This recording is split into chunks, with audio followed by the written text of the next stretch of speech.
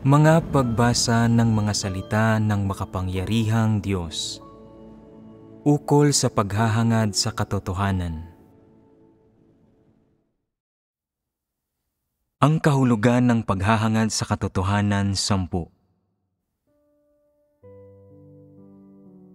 Susunod ay pagbabahagi na natin ang ukol sa kasabihan tungkol sa wastong asal na ang isang patak ng kabutihan ay dapat suklian ng umaagos na bukal.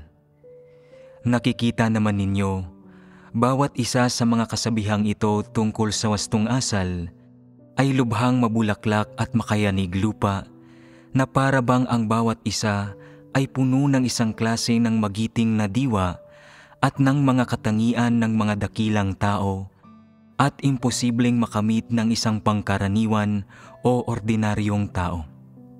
Ang isang patak ng kabutihan ay dapat suklian ng umaagos na bukal. Ang tindi naman ng kalawakan ng pag-iisip na kakailanganin niyon. Ang bait, buti ng loob at dakila naman ng personalidad na kakailanganin mo upang magawa iyon. Ang isang patak ng kabutihan ay katumbas ng umaagos na bukal. Ngunit kasabay niyon, pinalalabas ng pagtutumbas na ito na may di masusukat na agwat at malaking pagkakaiba sa pagitan ng dalawa. Nangangahulugan itong kailangan mong suklian ang kahit isang patak ng kabutihan, ngunit ng ano? Dapat itong masuklian ng umaagos na bukal, ng maraming kilos o pag-uugali o ng may matinding sinseridad at napakatinding kagustuhan sa halip na makalimutan.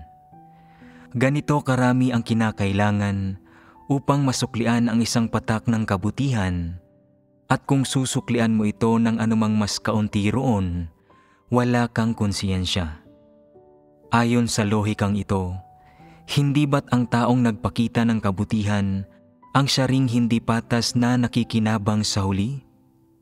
Talagang malaki ang nagiging pakinabang ng taong tumutulong na ito mula sa kanyang kabutihan.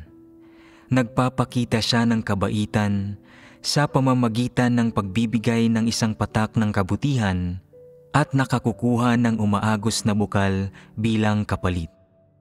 Isa itong transaksyong napakalaki ng balik at isang paraan upang makinabang ng malaki na iba ang nagdurusa. Hindi ba totoo ito? Sa buhay na ito, tatanggapin ng bawat tao ang isang patak ng kabutihan. Kung kailangan nilang lahat na suklian iyon ng umaagos na bukal, igugugol nila ang kanilang buong buhay upang masuklian iyon. Iniiwanan silang hindi natutupad ang alinman sa kanilang responsibilidad sa pamilya at lipunan, lalo na ang isaalang-alang ang kanilang landas sa buhay.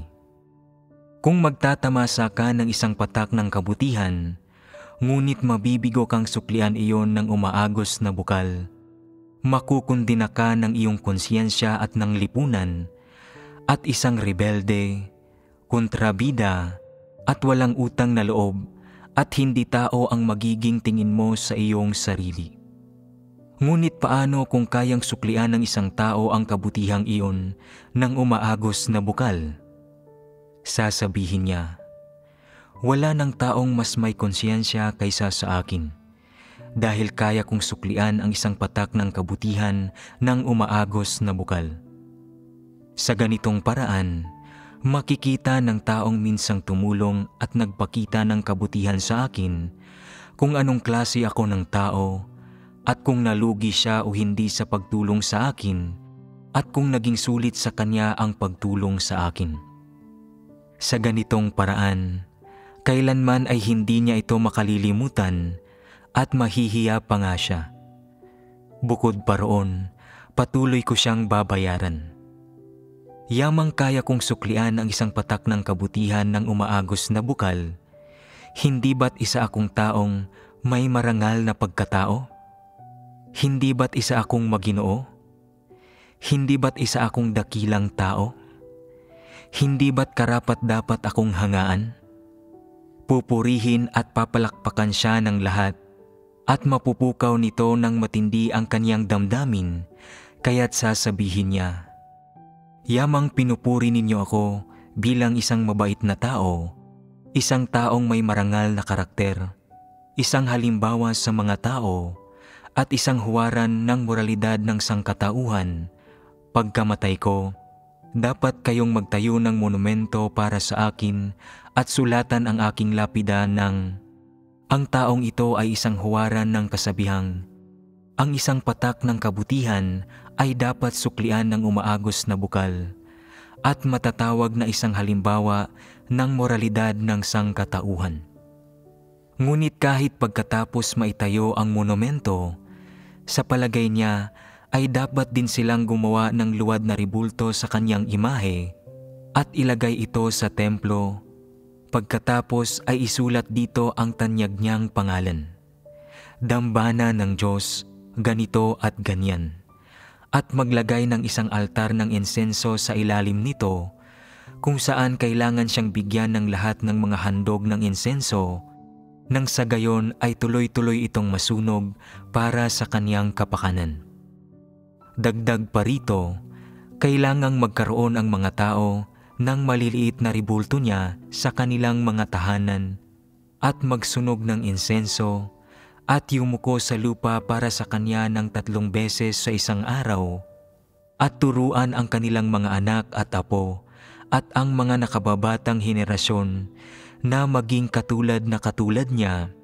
Sabihin sa kanilang mga anak na lalaki at babae na kailangan nilang makapangasawa ng taong tulad niya, isang taong kayang suklian ang isang patak ng kabutihan ng umaagos na bukal, isang huwaran at isang uliran ng moralidad ng sangkatauhan.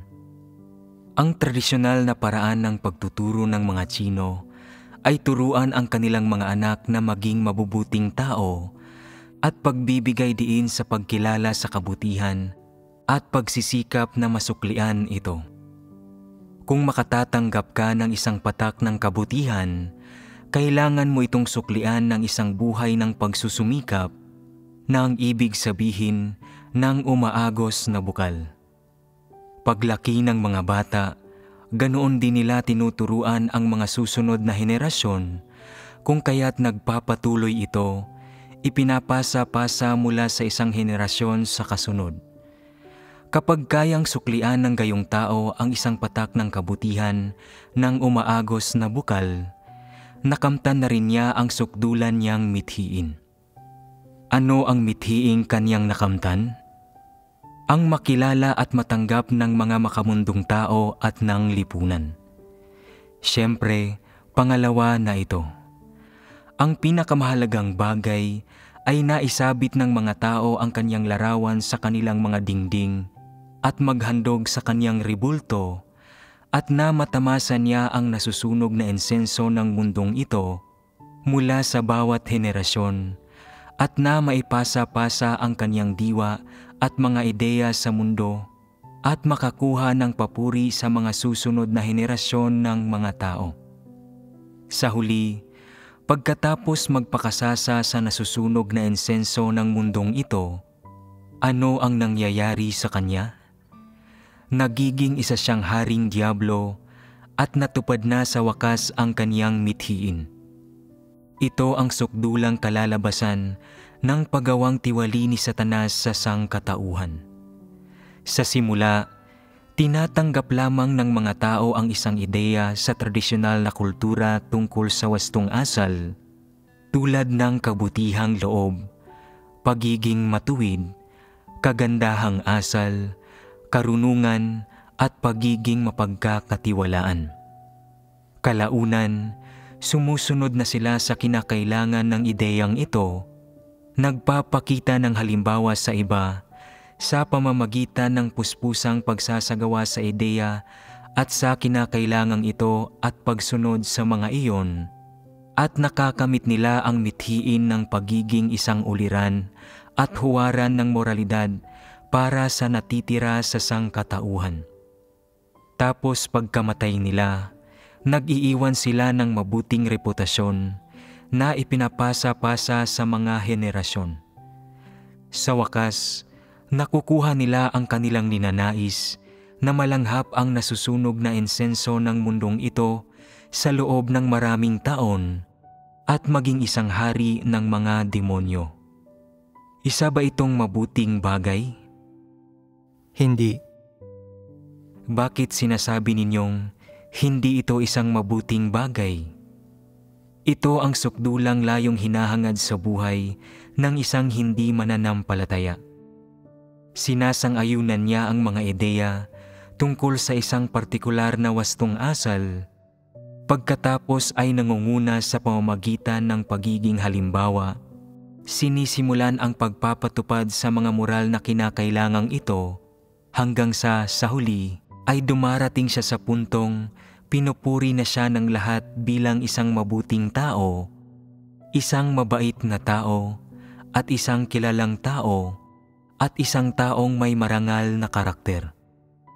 Kumakalat sa buong sangkatauhan ang balita tungkol sa kanyang pag-uugali at mga gawa, at pinag-aaralan at iginagalang ang kanyang pag-uugali at mga gawa ng mga henerasyon ng mga tao, hanggang sa huli ay nagiging uliran ang taong iyon para sa isang buong henerasyon, at syempre, ang hari ng mga demonyo para sa isang buong henerasyon. Hindi ba't ito ang landas na tinatahak ng mga makamundong tao? Hindi ba't ito ang resultang hinahangad ng mga makamundong tao? Mayroon ba itong kaugnayan sa katotohanan? May kaugnayan ba ito sa pagliligtas ng Diyos? Wala itong anumang kaugnayan. Gayon ang panghuling resulta ng mga kasabihan tungkol sa wastong asal para sa mga tao. Kung lubos na tatanggapin ng isang tao ang lahat ng iba't ibang ideya sa tradisyonal na kultura at ganap na susundin ang mga iyon, walang dudang ang landas na kanyang tinatahak ay ang daan ng mga demonyo. Kung tinahak mo na ang daan ng mga demonyo, minsan at magpakailanman, wala ka ng kaugnayan sa gawain ng Diyos ng pagliligtas sa mga tao at talagang wala ka ng kinalaman sa kaligtasan. Sa makatuwid, kung sasaligan ng pag-unawa sa katotohanan, ay nalilimitahan at naiimpluwensyahan ka pa rin ng mga ideya ng tradisyonal na kultura at kasabay niyon, sa ilalim ng impluwensya ng mga ideyang ito, ay sumusunod ka sa mga batas ng mga iyon at sumusunod sa mga kinakailangan at kasabihang ito, hindi mo nagagawang talikdan o bitiwan ang mga iyon at hindi mo matanggap ang mga kinakailangan mula sa Diyos, hahantong ka sa pagsunod sa daan ng mga demonyo at pagiging hari ng mga demonyo. Naiintindihan mo naman iyon, hindi ba? Walang teorya o kasabihan sa mundo ang makapapalit sa landas ng kaligtasang ibinigay ng Diyos sa sangkatauhan, hindi kahit ang pinakamatataas na moral na pamantayan sa mundo. Kung nais ng mga taong tahakin ang tamang landas, na ang landas ng kaligtasan, matatamo lamang nila ang pagsang-ayon ng Diyos sa pamamagitan ng pagharap sa Diyos, sa maamo at matibay na pagtanggap sa mga salita ng Diyos, sa pagtanggap sa lahat ng iba't ibang pahayag at kinakailangang mula sa Kanya, at sa pag-asal at pagkilos na ang pamantayan ay ang mga salita ng Diyos. Kung hindi, imposibleng matahak ng mga tao ang tamang landas sa buhay at makasusunod lamang sila sa mga pilosopiya ni Satanas sa landas ng kapahamakan. Sinasabi ng ilang tao, mayroon bang gitnang daan? Wala. Susunod ka sa daan ng Diyos o sa maladyablong daan ni Satanas. Dalawa lamang ang daan. Kung hindi mo susundin ang daan ng Diyos, walang dudang sumusunod ka sa iba't ibang ideyang dinala sa iyo ni Satanas at sa iba't ibang maladyablong gawing idinudulot ng gayong mga ideya. Kung nais mong makipagkompromiso sa pamamagitan ng pagtahak sa gitnang daan o kung anong pangatlong daan, Imposible iyon. Malinaw ba ang puntong ito? Hindi ko na palalawigin pa ang kasabihang, ang isang patak ng kabutihan ay dapat suklian ng umaagos na bukal. Dahil halos katulad ito ng kasabihang, ang kabutihang natanggap ay dapat na buong pasasalamat na suklian, na nauna na nating napagbahaginan. Ang diwa ng dalawang kasabihang ito ay lubhang magkatulad, kaya hindi na ito kailangang talakayin ng mas detalyado. Pag-usapan naman natin ngayon ang susunod na kasabihan tungkol sa wastong asal. Ang ayaw mong gawin sa iyo, huwag mong gawin sa kapwa mo. Napakadali namang kilatisin ng isang ito, hindi ba? Sa paghahambing dito sa mga hinihingi ng mga kasabihan tungkol sa wastong asal na pinag-usapan natin noon, malinaw na isa ring mahigpit na panuntunan ang kasabihang ito na gumagapos sa mga tao. Bagaman sa teorya ay mukha itong magarbo at kahanga-hanga at tila walang mali rito, at mukhang isa itong simpleng prinsipyo sa pagharap sa mga tao, walang anumang saysay ang simpleng prinsipyong ito pagdating sa kung paano aasal o tatratuhin ang mga tao, at walang naitutulong sa pag-asal o paghahangad sa buhay ng isang tao. Hindi ito isang prinsipyong dapat sundin ng mga tao sa kanilang asal at pag-uugali, ni isang prinsipyo para hangarin ng mga tao ang tamang direksyon at layon sa buhay. Kahit sundin mo pa ang kinakailangang ito, ang tanging ginagawa nito ay pigilan ka sa paggawa ng anumang di makatwirang bagay kapag humaharap sa mga tao, ngunit hindi ito nangangahulugang mayroon kang tunay na pagmamahal sa mga tao o talagang tumutulong ka sa kanila, lalong hindi ito nagpapatunay na nasa tamang landas ka sa buhay.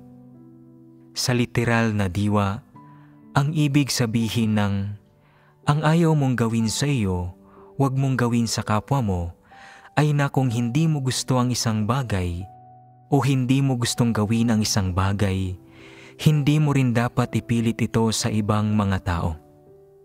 Tila ba matalino at makatwiran ito, ngunit kung gagamitin mo ang satanikong pilosopiyang ito sa pagharap sa bawat sitwasyon, makagagawa ka ng maraming pagkakamali.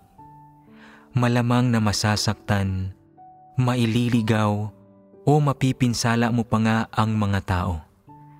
Gaya na lamang ng kung paanong hindi mahilig mag-aral ang ilang magulang, ngunit gusto nilang mag-aral ang kanilang mga anak, at laging hinihikayat at hinihimok ang mga itong mag-aral mabuti.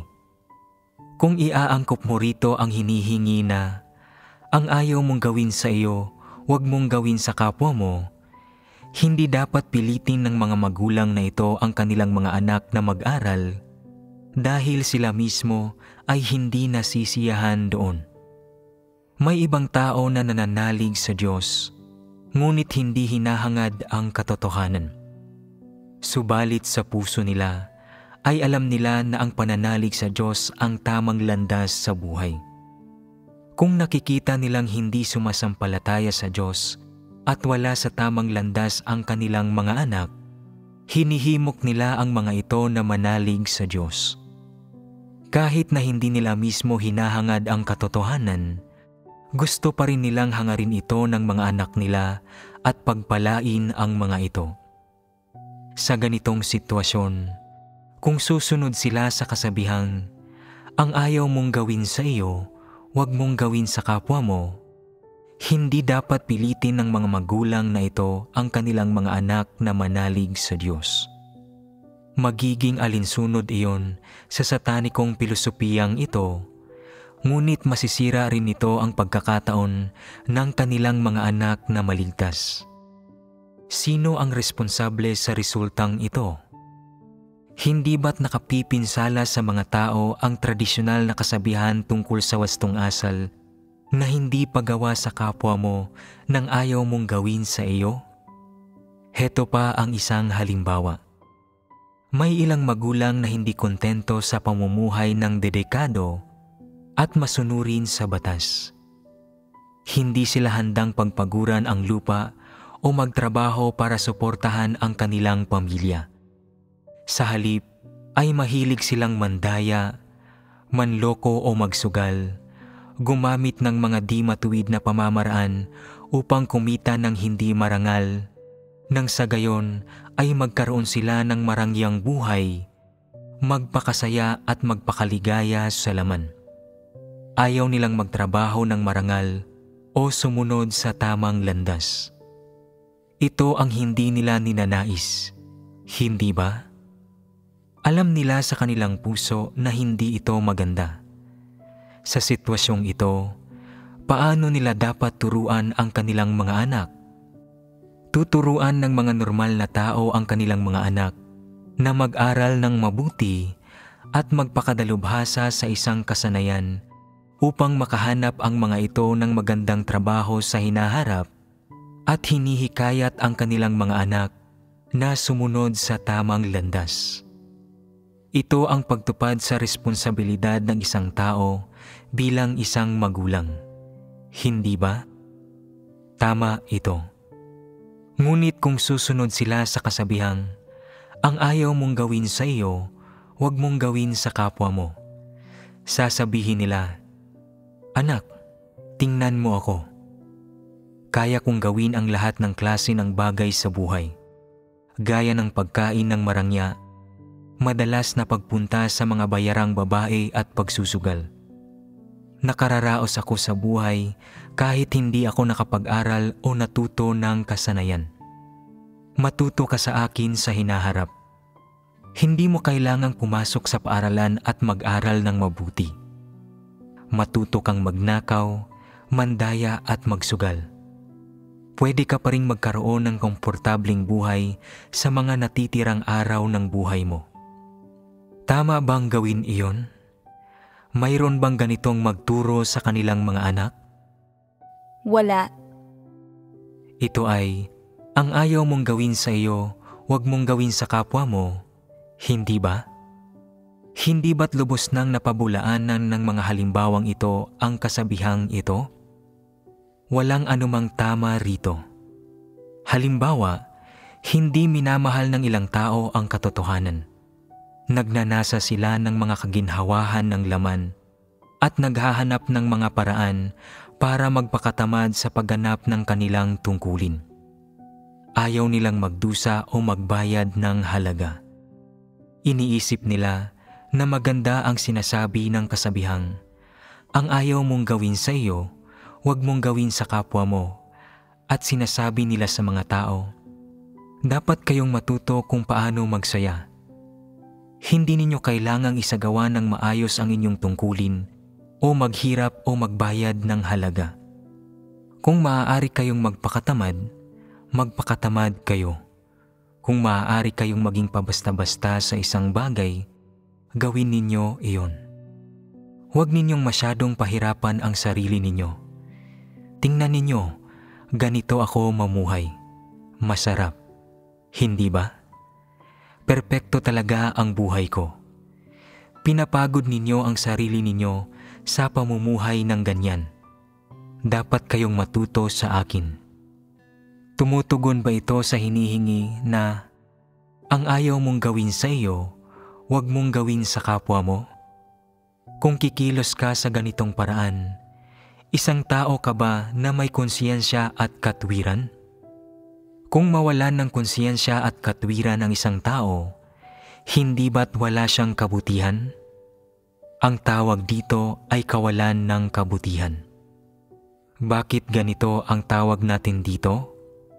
Dahil inaasam nila ang ginhawa, pabasta-basta sila sa kanilang tungkulin, at sinusulsulan at iniimpluwensyahan nila ang iba na sumama sa kanila sa pagiging pabasta-basta at sa pananabik sa ginhawa. Ano ang problema rito? Ang pagiging pabasta-basta at pagiging irresponsable sa iyong tungkulin ay isang panlalansi at paglaban sa Diyos. Kung patuloy kang magiging pabasta-basta at hindi ka magsisisi, malalantad ka at mapalalayas. Maraming tao sa iglesia ang pinaalis ng ganito. Hindi ba totoo ito? Oo, ganoon nga. Kaya sa pagsunod sa kasabihang ito at pang-uudyok sa lahat ng taong maging tulad nila, upang hindi masipag na gampanan ng mga tao ang kanilang mga tungkulin, bagkos ay lokohin at linlangin ang Diyos. Hindi ba't pagdudulot ito ng pinsala sa mga tao at paghahatid sa kanila sa kanilang pagbagsak? Sila mismo ay mga tamad at tuso at hinahadlangan pa nila ang iba sa pagganap sa mga tungkulin nito. Hindi ba't paggambala at panggugulo ito sa gawain ng iglesia? Hindi ba't paglaban ito sa Diyos? Mapananatili ba ng sambahayan ng Diyos ang gayong mga tao? Ipagpalagay ng ang isang taong nagtatrabaho sa kumpanya ng mga hindi mananampalataya ay nang uudyok sa ibang empleyadong huwag gawin ng maayos ang mga trabaho ng mga ito. Hindi ba tatanggalin siya ng amo niya kapag nalaman nito iyon? Tiyak na patatalsikin siya nito. Kaya kung nagagawa pa rin niya ito habang ginagampanan ang kanyang tungkulin sa sambahayan ng Diyos, isa ba siyang taong sumasampalataya sa Diyos? Isa siyang masamang tao at walang pananampalatayang palihim na pumasok sa sambahayan ng Diyos. Kailangan siyang maalis at mapalayas. Matapos pakinggan ang mga halimbawang ito, medyo nakikilala na ba ninyo ang diwa ng kasabihan tungkol sa wastong asal na, ang ayaw mong gawin sa iyo, huwag mong gawin sa kapwa mo? Oo, ganoon nga. Ano ang pangwakas na konklusyong nabuo ninyo? Isa bang katotohanang prinsipyo ang kinakailangang ito? Malinaw namang hindi. Kaya ano ito? Isa lamang itong magulong kasabihan, isang kasabihang masarap pakinggan sa panlabas, ngunit sa totoo ay walang praktikal na kabuluhan. Tagapagtaguyod ba kayo ng kasabihan tungkol sa wastong asal na, ang ayaw mong gawin sa iyo, huwag mong gawin sa kapwa mo? Kung tagapagtaguyod ng kasabihang ito ang isang tao, palagay ba ninyo ay dakila siya at marangal? May ilan na magsasabing, hindi naman siya namimilit, hindi niya pinahihirapan ang iba, o inilalagay sila sa alanganin. Hindi ba't ang bait niya? Lagi silang mahigpit sa kanilang sarili, subalit mapagparaya sa iba. Hindi niya kailanman ipagagawa sa sino man ang isang bagay kung siya mismo ay hindi ito gagawin. Binibigyan niya ng malaking kalayaan ang iba at ipinararamdam sa mga ito ang matinding pagmamahal at pagtanggap. Kay bait niyang tao. Gayon ba talaga ang sitwasyon? Ang implikasyon ng kasabihang, ang ayaw mong gawin sa iyo, huwag mong gawin sa kapwa mo, ay na dapat mo lamang ibigay o itustos sa iba ang mga bagay na gusto at ikinasisiya mo mismo. Ngunit anong mga bagay ang gusto at ikinasisiya ng mga tiwaling tao? Mga tiwaling bagay, mga di makatwirang bagay at maluluhong pagnanasa. Kung ibibigay at itutustos mo sa mga tao ang mga negatibong bagay na ito, hindi ba't magiging mas lalong tiwali ang buong sangkatauhan? Mababawasan ng mababawasan ang mga positibong bagay. Hindi ba't totoo ito? Totoo na lubhang tiwali ang sangkatauhan. Gustong hangarin ng mga tiwaling tao ang katanyagan, pakinabang, katayuan, at mga kasiyahan ng laman. Nais nilang maging mga tanyag na tao, maging makapangyarihan at higit sa karaniwang tao. Nais nila ng komportabling buhay at ayaw nila ng mahirap na trabaho. Nais nilang iabot na lamang sa kanila ang lahat ng bagay. Napakakakaunti sa kanila ang nagmamahal sa katotohanan o mga positibong bagay. Kung ibibigay at itutustos ng mga tao sa iba ang kanilang katiwalian at mga pagkiling, Ano ang mangyayari? Katulad lamang ito ng mawawari ninyo. Magiging mas lalong tiwali ang sangkatauhan. Hinihiling ng mga tagapagtaguyod ng ideyang, ang ayaw mong gawin sa iyo, huwag mong gawin sa kapwa mo, na ibigay at itustos ng mga tao sa iba ang kanilang katiwalian, mga pagkiling at maluluhong pagnanasa na ginagawa ang ibang mga tao na maghangad ng kasamaan, ginhawa, pera at pag-unlad. Ito ba ang tamang landas sa buhay? Malinaw na makikita na may malaking problema sa kasabihang, ang ayaw mong gawin sa iyo, huwag mong gawin sa kapwa mo. Ang mga kamalian at kapintasan doon ay napakalinaw, ni hindi iyon nararapat na suriin at unawain. Sa pinakamaliliit na pagsusuri, malinaw na makikita ang mga mali at katawa-tawang bagay roon. Gayunman, marami sa inyo ang madaling mahikayat at maimpluwensyahan ng kasabihang ito at tinatanggap ito ng walang pagkilatis. Kapag nakikipag-ugnayan sa iba, madalas ninyong gamitin ang kasabihang ito para paalalahanan ang sarili ninyo at payuhan ang iba. Sa paggawa nito, inaakala ninyo na ang inyong pagkatao ay partikular na marangal at na napakamakatwiran ng pag-asal ninyo. Ngunit hindi mo natatanto na ihayag na ng mga salitang ito ang prinsipyong ipinamumuhay mo at kung nasaang panig ka pagdating sa mga issue. Kasabay nito, nalinlang at nailigaw mo ang iba na unawain ang mga tao at sitwasyon nang may pananaw at panig na kapareho ng sa iyo. Talagang hindi ka makapagdesisyon at ganap na hindi makapanindigan. Sinasabi mo, anuman ang issue, hindi iyon kailangang seryosohin. Huwag mong pahirapan ang sarili mo o ang iba. Kung pahihirapan mo ang ibang tao, pinahihirapan mo ang sarili mo. Ang pagiging mabait sa iba ay pagiging mabait sa sarili mo. Kung mahigpit ka sa ibang tao, mahigpit ka sa sarili mo. Bakit mo pahihirapan ang sarili mo? Ang hindi paggawa sa kapwa mo nang ayaw mong gawin sa iyo, ang pinakamainam na bagay na magagawa mo para sa sarili mo at ang pinakamapagsalang-alang. Ang saloobing ito ay malinaw na hindi pagiging mitikuloso sa anumang bagay. Wala kang tamang panig o pananaw sa anumang issue. Magulo ang pananaw mo sa lahat ng bagay. Hindi ka mitikuloso at nagbubulag-bulagan ka na lang sa mga bagay-bagay. Kapag sa wakas ay tumayo ka na sa harap ng Diyos at sinuri ang sarili mo, magiging masyadong magulo iyon. Bakit? Dahil lagi mong sinasabing dapat ay hindi mo gawin sa kapwa mo ang ayaw mong gawin sa iyo.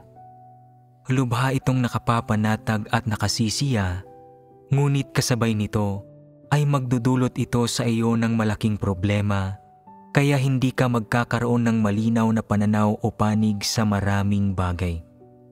Siyempre pa, ginagawa ka rin itong hindi maunawaan ng malinaw kung ano ang mga hinihingi at pamantayan ng Diyos para sa iyo kapag naranasan mo ang mga sitwasyong ito o kung ano ang resultang dapat mong makamtan. Nangyayari ang mga bagay na ito dahil hindi ka mitikuloso sa anumang bagay. Dulot ang mga ito ng magulong saloobin at pananaw mo. Ang hindi ba paggawa sa kapwa mo nang ayaw mong gawin sa iyo, ang mapagparayang saloobing dapat mong taglayin para sa mga tao at bagay? Hindi. Teorya lamang iyon na mukhang tama, marangal at mabait kung titingnan, ngunit ang totoo ay lubos itong negatibo. Malinaw na lalong, hindi ito katotohanang prinsipyo na dapat sundin ng mga tao.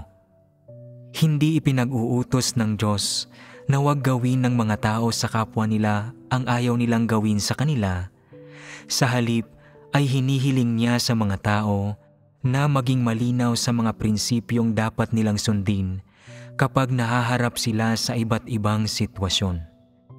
Kung tama at naaayon ito sa katotohanan sa mga salita ng Diyos, kailangan mong kumapit dito. At bukod sa kailangan mong kumapit dito, kailangan mo ring pagsabihan, hikayatin at bahaginan ang iba upang maunawaan nila kung ano ba mismo ang kalooban ng Diyos at kung ano ang mga katotohanang prinsipyo. Ito ay iyong responsibilidad at obligasyon. Hindi hinihingi sa iyo ng Diyos na hindi ka manindigan at lalong hindi niya hinihinging ipagpasikat mo kung gaano ka kabuti. Dapat kang kumapit sa mga bagay na ipinayo at itinuro ng Diyos sa iyo at sa tinutukoy ng Diyos sa kanyang mga salita. Ang mga kinakailangan, ang mga pamantayan, at ang mga katotohanang prinsipyo na dapat sundin ng mga tao.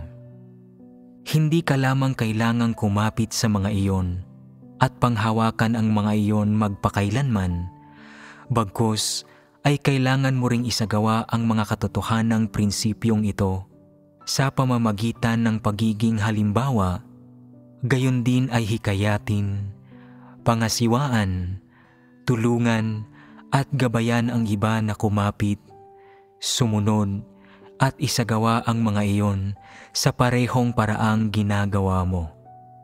Hinihingi ng Diyos na gawin mo ito. Ito ang ipinagkakatiwala niya sa iyo. Hindi maaaring hingan mo lang ng mga kinakailangan ang sarili mo habang binabaliwala ang iba. Hinihingi ng Diyos na manindigan ka ng tama sa mga issue, panghawakan mo ang mga tamang pamantayan, at alamin mo kung ano mismo ang mga pamantayan sa mga salita ng Diyos, at na malaman mo kung ano mismo ang mga katotohanang prinsipyo. Kahit pa hindi mo ito maisakatuparan, kahit pa ayaw mong gawin ito, hindi mo ito gusto, mayroon kang mga haka-haka o nilalabanan mo ito, kailangan mong ituring ito bilang responsibilidad mo, bilang obligasyon mo. Kailangan mong makipagbahaginan sa mga tao tungkol sa mga positibong bagay na nagmumula sa Diyos, sa mga bagay na tama at wasto, at gamitin ang mga iyon para matulungan, maimpluwensyahan at magabayan ang iba upang makinabang at mapalakas ang mga tao dahil sa mga ito at tumahak sila sa tamang landas sa buhay. Ito ay iyong responsibilidad at hindi ka dapat magmatigas na kumapit sa ideya na ang ayaw mong gawin sa iyo, huwag mong gawin sa kapwa mo na naitanim ni Satanas sa isipan mo. Sa mga mata ng Diyos, ang kasabihang iyan ay isa lamang pilosopiya sa pamumuhay. Isa itong paraan ng pag-iisip na nagtataglay ng panlalansi ni Satanas. Hindi talaga ito ang tamang landas, ni hindi ito isang positibong bagay. Ang hinihingi lamang sa iyo ng Diyos ay maging isa kang matuwid na tao na malinaw na nauunawaan kung ano ang kanyang dapat at hindi dapat gawin. Hindi niya hinihiling sa iyo na maging mapagpalugod ng mga tao o maging isang taong hindi makapanindigan. Hindi niya hiniling sa iyo na wala kang panigan. Kapag ang isang bagay ay tungkol sa mga katotohanang prinsipyo, kailangan mong sabihin ang kailangang sabihin at unawain ang kailangang unawain. Kung hindi nauunawaan ng isang tao ang isang bagay, ngunit nauunawaan mo ito at maaari mo siyang gabayan at tulungan, kailangan mong tuparin ang responsibilidad at obligasyong ito. Hindi ka dapat tumayo-tayo lang sa tabi at manood, at lalong hindi ka dapat kumapit sa mga pilosopiyang itinanim ni Satanas sa iyong isipan, tulad ng hindi paggawa sa kapwa mo nang ayaw mong gawin sa iyo. Nauunawaan mo ba? Ang tama at positibo ay tama at positibo. Kahit pa hindi mo ito gusto, ayaw mo itong gawin, hindi mo ito kayang gawin at tuparin, at nilalabanan mo ito o nagkakaroon ka ng mga kuro-kuro laban dito.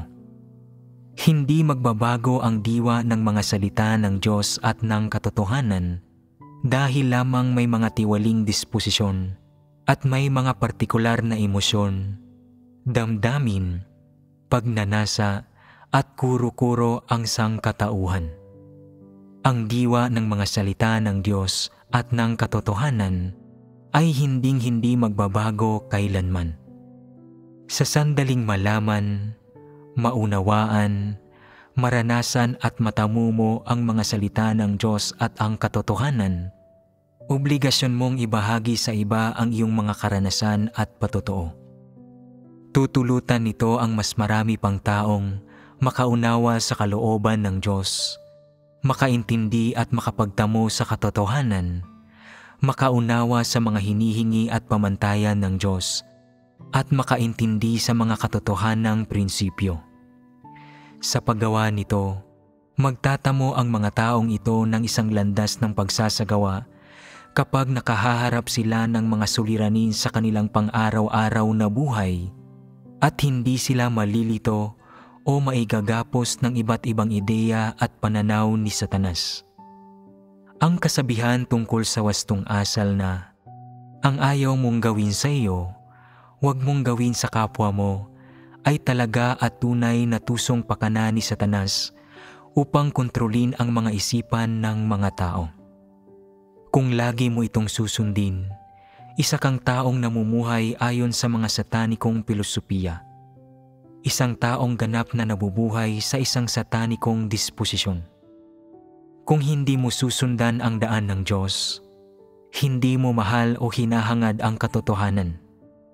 Anuman ang mangyari, ang prinsipyong dapat mong sundin at ang pinakamahalagang bagay na kailangan mong gawin ay ang tulungan ang mga tao hanggat kaya mo. Hindi mo dapat isagawa ang sinasabi ni Satanas na ang ayaw mong gawin sa iyo, huwag mong gawin sa kapwa mo, at maging isang matalino na taong mapagpalugod ng mga tao. Ano ang ibig sabihin ng tulungan ang mga tao hanggat kaya mo? Ang ibig sabihin nito ay pagtupad sa iyong mga responsibilidad at obligasyon.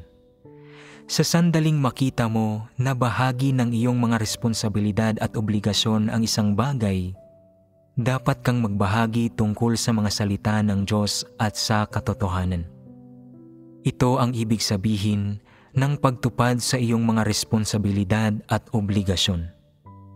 Talaga bang nalinaw na ng pagbabahagi ng ito ang kasabihan tungkol sa wastong asal na ang ayaw mong gawin sa iyo, huwag mong gawin sa kapwa mo?